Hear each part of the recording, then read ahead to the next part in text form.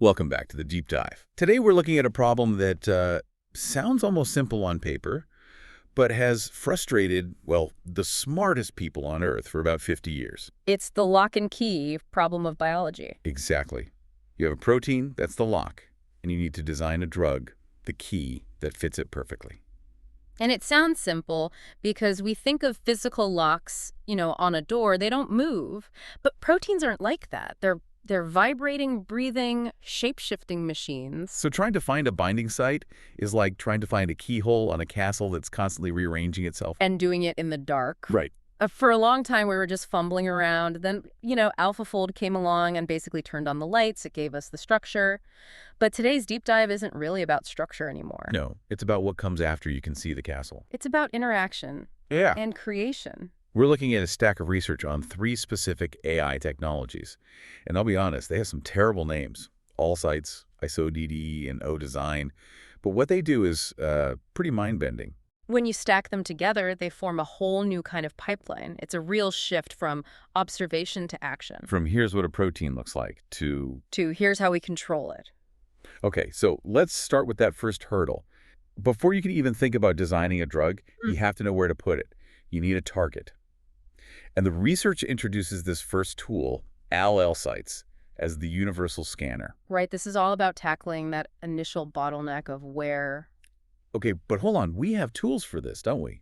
If I have a 3D model of a protein, thanks to AlphaFold, can't I just, run a simulation to see where a drug might stick? Why do we need a new scanner? You can, but think about the limitations. First, those traditional tools are specialists. You've got one piece of software that hunts for where DNA binds, Okay. and then a completely different piece of software for where small chemical drugs bind, and maybe even a third one for peptides. It's all very fragmented. So you have to run 3 different analyses just to see your options? At least. Yeah. Exactly. And that's assuming you have a perfect 3D structure. Even with AlphaFold, we don't have high-confidence 3D maps for everything. If that map is blurry, those traditional tools just fail. They need the geometry. And ALLSites doesn't. ALLSites is different because it basically ignores the geometry entirely. It ignored the shape. That seems completely counterintuitive. I mean, if binding is all about shape, how can you predict it without looking at the shape? Because it looks at the instructions instead. ALLSites is a sequence-based framework. It reads the amino acid sequence, the string of letters that defines the protein, and it predicts the binding sites directly from that text. And this is using what they call a protein language model, right? The paper, I think it mentioned ESM2. That's the one. Think of it like a ChatGPT, but for biology. ChatGPT learned to speak English by reading billions of sentences. It knows that king is semantically related to queen. Well, ESM2 has read millions of protein sequences. It's learned the grammar of biology. It knows that when it sees a certain pattern of letters, amino acids, it usually means, hey, this is a spot where DNA really likes to grab on. So it's predicting function from the syntax, not the physics. That's it. And because it's just reading text and not, rendering some complex 3D object, it is obscenely fast. The numbers in the report they were wild. It scanned the entire human proteome. That's every protein in your body. What, over 20,000 of them? And it did it in 16 hours on a single GPU. 16 hours. That works out to about 2.8 seconds per protein. I mean, compare that to the traditional physics-based docking simulations, which can take hours, sometimes days, for a single target. It's a complete paradigm shift in speed. But speed is cheap if the data's garbage. If I scan 20,000 proteins in a day, but I get a bunch of false positives, I haven't really helped anyone, have I? And that's the kicker. The benchmarks show it isn't just fast. ALLSites actually outperforms other sequence-based methods, and it matches the accuracy of the best structure-based tools, like GraphBind. So you get the speed without losing the accuracy. So you're getting both. There's another word in the description of ALLSites that caught my eye. Universal.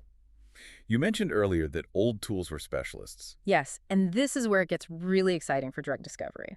ALLSites doesn't care what binds. It predicts sites for small molecules, proteins, peptides, DNA, RNA, and even carbohydrates. And carbohydrates are usually the nightmare scenario, right? They're notoriously hard to model. Incredibly difficult. But ALLSites handles them. And why this matters to you and me is this whole concept of the undruggable target. We hear that term a lot in pharma news. This cancer protein is undruggable. Right. And usually that just means we can't find a deep pocket for a pill to sit in. It's like trying to attach a grappling hook to a smooth glass wall. But ALLSites might look at that same glass wall and say, okay, a pill won't work here. But see, this flat patch? That is a perfect landing strip for a peptide or maybe a strand of RNA. It expands the menu, so instead of just walking away, you just change weapons. It totally redefines what's possible to target. Okay, so ALLSites acts as the scout. It runs ahead, scans the terrain, and puts a big X on the map. Dig here. But knowing where to dig is only step one. We still need to know if the key we design actually turns the lock. And that brings us to the second tool in the stack, ISO-DDE. This comes from Isomorphic Labs, which is the corporate cousin of DeepMind. Now, we have to address the elephant in the room here. AlphaFold 3 AF3 just came out recently. It predicts how molecules interact. So why do we need ISO-DE? Is AF3 already obsolete? Not obsolete, no, but AF3 has a very specific blind spot. It's a generative model that learned from this massive database of known structures. So it's brilliant at exams where it's sort of seen the questions before. But if you throw it a trick question, a drug or a protein that looks nothing like its training data, it tends to, well, hallucinate. It guesses based on memory rather than physics? In a way, yeah. It tries to force the solution to look like something it already knows.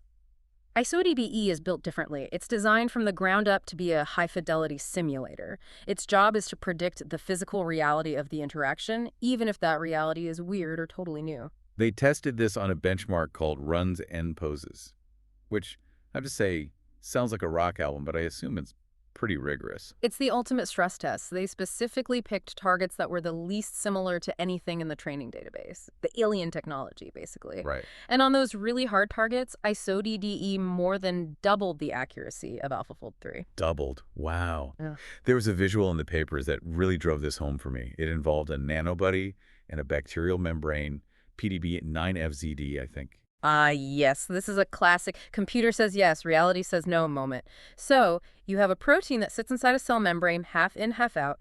You want to attach a nanobuddy drug to it.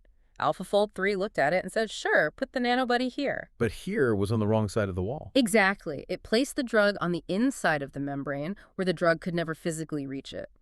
It solved the geometry, but it completely ignored the biological reality.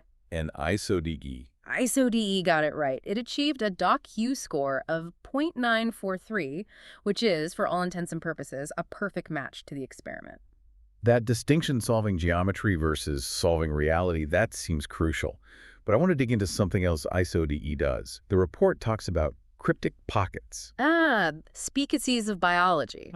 Right. Explain this. Because if we have a map of the protein, shouldn't we see all the pockets? Not if the protein is moving. A cryptic pocket is a binding site that's, well, it's essentially closed when the protein is just hanging out by itself. It's hidden. It only opens up when a specific molecule comes near, or when the protein flexes in a certain way. So if you take a static photo like from a crystal structure, you look at it and say, there's no pocket here. This is undruggable. Correct. You'd miss it completely. But ISO-DE found a cryptic pocket on a protein called cereblon using only the sequence.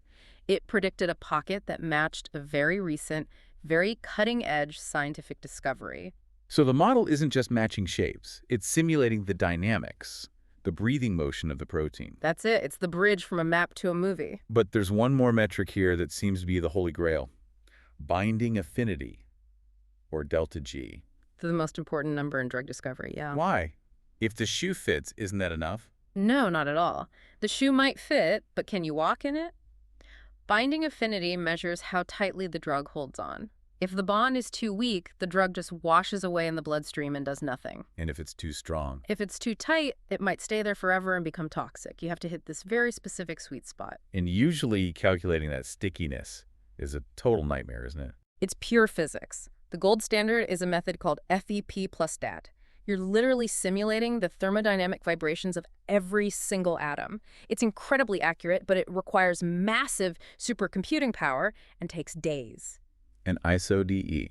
ISO-DE predicts binding affinity with a higher correlation to experimental data than FEP plus DAT, but it does it at AI speeds. Wait.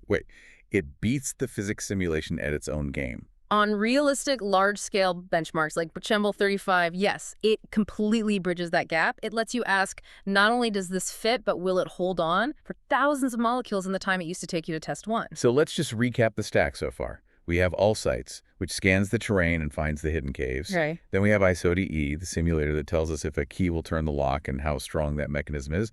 But we're still missing the key itself. We haven't actually made the drug yet. And that is the final piece of the trinity, O-design. The architect. Exactly. ALLSites finds, ISODE evaluates, O-design creates. Okay, so help me understand how this is fundamentally different from what we just talked about with ISODE. Think about the direction of the information. ISODE is what we'd call a discriminator. You give it a molecule and it grades it, pass, fail. Right. O-design is a generator. You give it a problem and it designs the solution from scratch. It's inverse design. So instead of me guessing 1,000 different keys, I just tell the machine, build me a key for this lock. You got it. And what makes O-design so special is that, like all ALLSites, it's all-to-all. Meaning it's not just for making little aspirin-sized pills. Right. Most generative AI in biology is super specialized. I make proteins or I make small molecules. O-design is totally agnostic. You can point it at a protein target and say, design a DNA aptamer that binds right here. Wow. Or you could point it at a strand of RNA and say, build a small molecule that blocks this. That flexibility is just wild. It's treating all biological matter as if it's just, building blocks. And it also allows for what's called flexible target design. Now, this is a bit technical, but it's super cool. It doesn't treat the protein like a rigid rock. It can co-generate the binder and the target's conformation at the same time. Meaning it predicts how the protein itself will move to accept the drug. Yes. It designs the entire handshake, not just the hand. It says, if I build this molecule, the protein will likely twist this way to hold on to it. Which is how you target those cryptic pockets we were talking about. That's how. You design a key that actually forces the lock to appear. And the speed. Orders of magnitude faster than previous methods like RF diffusion. You can generate thousands of diverse candidates in minutes. Okay, so I want to put this all together. Because when you just list the features, it's easy to get lost in the jargon. Let's walk through a scenario. Let's say we want to cure a new aggressive virus. How does this pipeline actually work in practice? Okay, let's run the simulation. Step 1. You identify the protein the virus uses to get into your cells. You feed its sequence into all ALLSites. And all ALLSites scans it. In seconds. And it comes back and says, forget the obvious spots on the surface. They mutate too fast. But see here, deep inside, there's a cryptic pocket that is stable. Okay, we have a target. What's next? Step 2. You take that coordinate and you feed it to O-design. You tell it generate 1,000 different small molecules that could fit into this pocket. And O-design just starts dreaming up chemical structures. Some look like existing drugs, others are completely novel. So now we have a list of 1,000 potential cures. But you can't go manufacture 1,000 drugs. That would cost millions. And that's where the bottlenecks always used to be. But now, step 3. You feed those 1,000 designs into ISODE, the simulator. It just churns through them. It stress tests every single one. It checks the geometry. It checks the binding affinity, the delta G. It says, okay, candidate number 1 fits, but it's too loose. Candidate 42 is perfect, but it also binds to a healthy liver protein, so trash it. So it filters all the noise. And it hands you a ranked list of, say, the top 5 candidates, the Goldilocks drugs, and those are the ones, and the only ones, you actually synthesize in the lab. You've turned a search problem into a design problem. You've collapsed what used to be years of trial and error into an afternoon of compute time. I want to zoom in on one specific application that was mentioned in the synthesis. Antibodies. I mean, these are the blockbuster drugs, Humira, Keytruda. Biologics. Yeah, they're massive molecules. Designing them is incredibly hard because the interface, the actual surface area where the antibody grabs the antigen, it's huge and it's floppy. The stats for ISODE on this were startling. In predicting these antibody-antigen interfaces, ISODE outperformed a leading model called Boltz-2 by nearly 20 times. 20 times. 19.8x to be exact. That's not a 20% improvement. That's a 2,000% improvement. In high-quality predictions, yes, it just changes the game. It means we start designing antibodies for things we previously thought were untouchable because we can finally predict that massive floppy interface with real precision. It really feels like the common thread here across all 3 of these tools is dynamic movement. We're finally treating biology like a movie instead of a photograph. That is the so what of all this. We are not looking at statues anymore. ALLSites reads the code, O-Design acts as the architect, and ISO-DDE simulates the physics. We have a complete digital loop. But this Yeah. raises a question about the future then. If we can do all of this in silicon, if we can scan the body, design the drug, and simulate the trial, what becomes the new bottleneck? And that is the provocative thought to leave with, isn't it? For 50 years, the bottleneck was discovery. It was, can we find one molecule that works? And now? Now we are rapidly approaching a world where the AI says, here are 50 perfect candidates, all of them will probably work. The bottleneck shifts from the digital world to the physical one. Manufacturing, clinical trials, regulation. We're moving from a scarcity of answers to an abundance of choices. Which is a fantastic problem to have. But it means the whole pharmaceutical industry has to change. If you have 50 potential cures, how do you decide which one to bet $1 billion on? The hard part isn't finding the needle in the haystack anymore. No. It's deciding which needle is the sharpest. Exactly. That is a fascinating place to wrap up. We've gone from blindfolded key making to high-fidelity architectural design. The tools are here. Now we just have to see what we build with them. It's going to be a very exciting few years. Thank you for joining us on the Deep Dive. If you enjoyed this, make sure to check out the show notes for links to the papers on ALLSites and ISO-DEE. Keep that curiosity alive, and we'll see you next time.